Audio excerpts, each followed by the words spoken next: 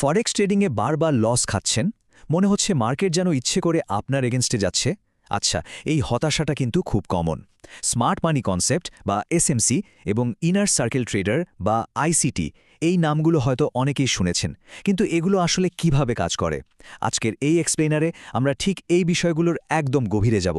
আমরা দেখব কিভাবে এই সাগরে তিমি আর ছোট মাছের লড়াইটা হয়, আর কিভাবে আমরা বড়দের ফুটপ্রিন্ট ফলো করে মার্কেটে টিকে থাকতে পারি। তো চলুন শুরু করা যাক।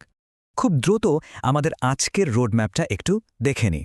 আমরা কভার করছি স্মার্ট মানি আর আইসিটি, এরপর market structure, liquidity, fair value gap এবং সবশেষে এই সব কিছু মিলিয়ে একটা ফুল ট্রেড সেটআপ। এই ভারী টেকনিক্যাল টার্মগুলো শুনতে একটু কঠিন লাগলেও কথা দিচ্ছি, শেষ পর্যন্ত এগুলো মিলে একটা সুপার ক্লিয়ার স্ট্র্যাটেজিতে পরিণত হবে। প্রথমেই চলুন চলে যাই আমাদের প্রথম সেকশনে, স্মার্ট মানি এবং আইসিটি, মানে বড় প্লেয়ার্সদের বোঝার চেষ্টা। আচ্ছা, আপনাদের কি মনে হয় মার্কেট আসলে মুভ করে কে? আমরা যারা সাধারণ রিটেল ট্রেডার তারা? একদমই না। সত্যি বলতে বড় বড় ব্যাংক, হেজ ফান্ড আর ইনস্টিটিউশনাল ট্রেডাররাই হলো মার্কেটের আসল হেভিওয়েট। তারাই এই বিশাল মানি ফ্লো নিয়ন্ত্রণ করে। আর ঠিক এখানেই ম্যাজিকের মতো কাজ করে এসএমসি বা smart money concept.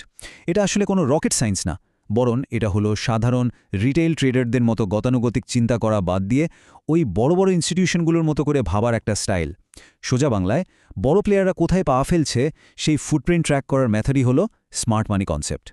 Retail trader আর স্মার্ট মানির এই কনফ্লিক্ট বা লড়াইটা কিন্তু দারুণ ইন্টারেস্টিং।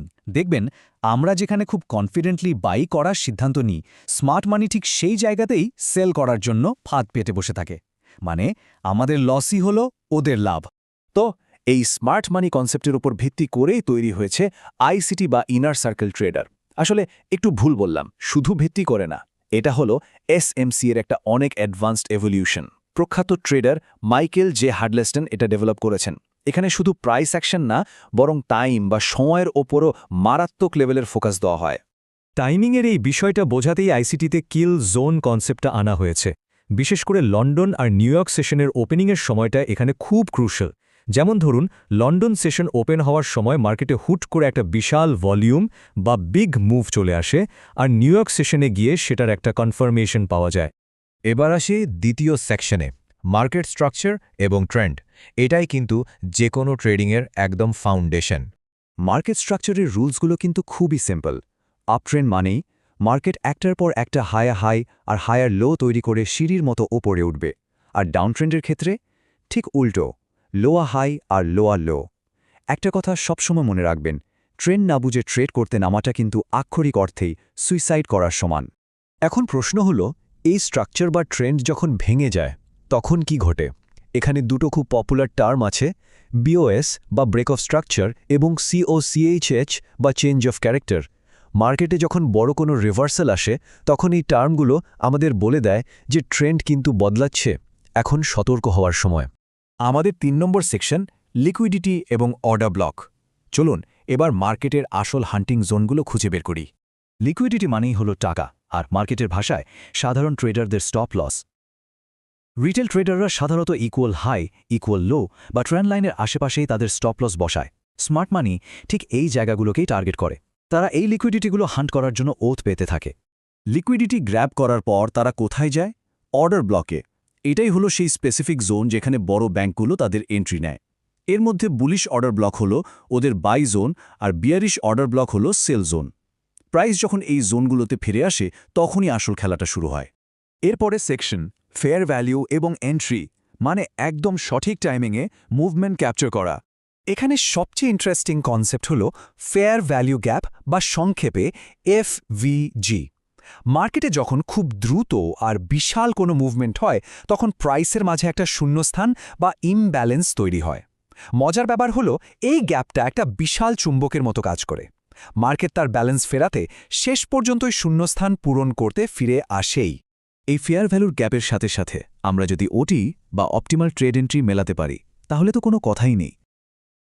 ফিবোনাচি টুলের ৬১% থেকে ৭৯% এই জোনটাকে সেরা এন্ট্রি পয়েন্ট হিসেবে ধরা হয়। এই জোনটা ব্যবহার করেই আপনি একদম স্নাইপার লেভেলে পারফেক্ট পজিশন নিতে পারবেন। আমরা চলে এসেছি একদম পঞ্চম এবং শেষ সেকশনে, দ্য কমপ্লিট ট্রেড সেটআপ। এতক্ষণ যা যা শিখলাম, চলুন সবকিছু একসাথে একটা ফর্মুলায় ফেলি। একটা হাই প্রবাবিলিটি বা উইনিং ট্রেড সেটআপের ফর্মুলাটা মূলত 4টা ধাপে কাজ করে। 1. লিকুইডিটি গ্র্যাব হওয়ার জন্য ওয়েট করা। 2. প্রাইস অর্ডার ব্লকে বা ওবিতে হিট করা। 3. মার্কেট সেই ফেয়ার ভ্যালু গ্যাপ বা এফভিজি পূরণ করা। এবং 4. এই সব কিছু মিলে তবেই এন্ট্রি এক্সিকিউট করা। চলুন একটা পুরো সেটআপ একদম ভিজুয়ালি ব্রেকডাউন করি। ধরুন মার্কেট এখন একটা স্ট্রং আপট্রেন্ডে আছে, নিচে ইকুয়াল লো তৈরি হলো আর স্মার্ট মানি এসে সেই লিকুইডিটি গ্র্যাব করে নিল। এরপরই প্রাইস ধপ করে একটা বুলিশ অর্ডার ব্লকে ট্যাপ করল, এফভিজি ফিল হলো এবং অপটিমাল ট্রেড এন্ট্রি বা ওটি জোনে চলে আসলো।